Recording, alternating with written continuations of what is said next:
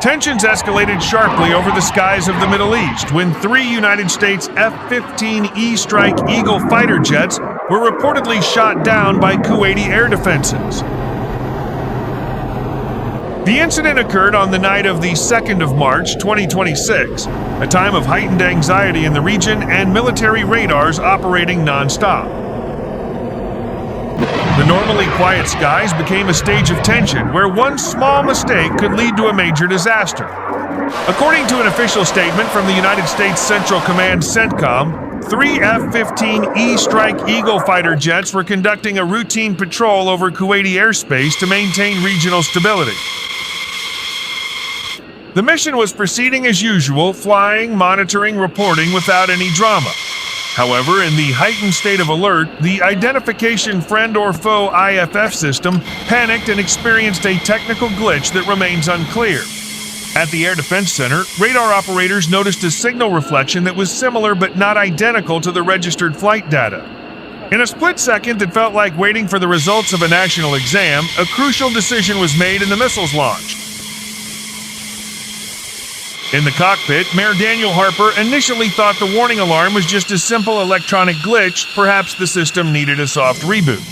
But when the warning sounded loudly and the indicator lights turned bright red like a massive sail, he realized this wasn't a simulation. With reflexes and years of experience, he maneuvered sharply while camped out. Hopefully, it's just a glitch. Unfortunately, a flash of light in the sky provided a very unfunny answer. It was a real missile, and he wasn't an extra in a training exercise. On the ground, the Kuwaiti Air Defense Command room became tense. A young operator began to notice an identification code that seemed off like the wrong contact name in a family WhatsApp group. He quickly reported it to his superiors, but automated procedures had already kicked in. The protection system, designed to be unwavering, was overconfident. When the explosions appeared on the surveillance screens, the room fell silent. Someone even whispered softly, "Please tell me it's fireworks," even though everyone knew it wasn't a celebration of any kind. Meanwhile, Captain Laura Mitchell in the 3rd Jet maximized maneuverability and electronic warfare systems. She released flares and chaff-hot decoys and metal fragments that scattered across the sky like very expensive party confetti. In her adrenaline-fueled state, she still had time to think that this might be the most expensive moment of her career, one she never planned for.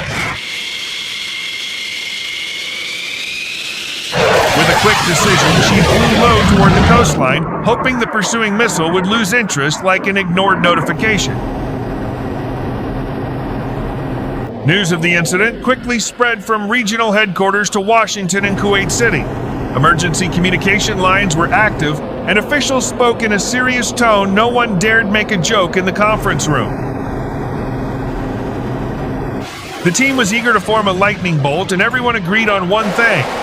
Advanced technology, even when the atmosphere is tense, can sometimes be misunderstood. Search and rescue teams were deployed that same night. Helicopters swept the dark sky with searchlights, while patrol boats moved swiftly to the coordinates of the last distress signal. The ocean was relatively calm, as if holding their breath. Every piece of debris was examined, every radio signal analyzed. Amid the tension, one team member managed to say, "If anyone hears us, please answer. And if possible, answer clearly." A few hours later, good news finally arrived. Captain Mitchell's ejection signal was detected. He was found safe with minor injuries and a story he'll likely repeat for the rest of his life, though perhaps with a touch of pilot humor to ease the tension. The evacuation went smoothly, and at least one relieved smile appeared among the solemn faces that night. An official statement from United States Central Command stated that a comprehensive evaluation of the friend or foe identification system was underway, including an audit of software and inter-command communications procedures. Defense engineers and tactical analysts were working almost non-stop, combing through every data log like digital detectives searching for clues hidden among millions of lines of code. No one wanted to rely on assumptions. Every second of the radar recording was replayed. Every voice command was scrutinized. Meanwhile, Kuwaiti government authorities also announced updates to coordination protocols with allied forces. Joint exercises previously scheduled for next month were pushed forward, with specific scenarios mimicking IFF disruptions and extreme time pressure. One senior officer even called the exercise the most realistic, yet without actually being realistic, a statement that sounded half bitter, half determined. In the briefing room, the surviving pilots provided detailed accounts of those crucial moments. Major Harper described how the threat symbol appeared on his tactical display, moving quickly and consistently, not the random patterns typical of electronic interference. He described the moment as a high-speed chess game where one late move could mean permanent checkmate. Although his tone was calm, the brief pauses between his sentences revealed the thin line between routine and tragedy.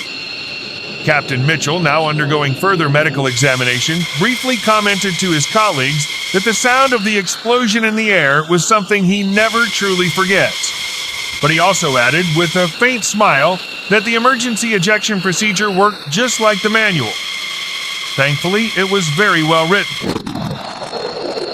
This subtle humor is a way for pilots to maintain sanity amid the risks of their profession. International reaction followed. Several allied nations expressed support for a transparent investigation. Defense analysts in various capitals highlighted the incident as a stark example of how the interoperability of modern military systems, despite their precision design, remains vulnerable to small, potentially devastating errors. Discussions about system integration and manual redundancy have resurfaced in global security forums. At the technical level, special attention is paid to the possibility of signal interference, unsynchronized software updates, or environmental factors affecting radar readings. Some experts even suggest an additional layer of artificial intelligence verification that could delay automated execution for a fraction of a second for human verification. This idea has sparked a classic debate. How far can protection decisions be left to machines? Ultimately, the incident served as a silent reminder that behind the sophisticated cockpits and high-tech command rooms, there are human beings making decisions under incredible pressure. In the same skies where routine patrols take place every day, that one night turned into a costly lesson in coordination, technology, and vulnerability.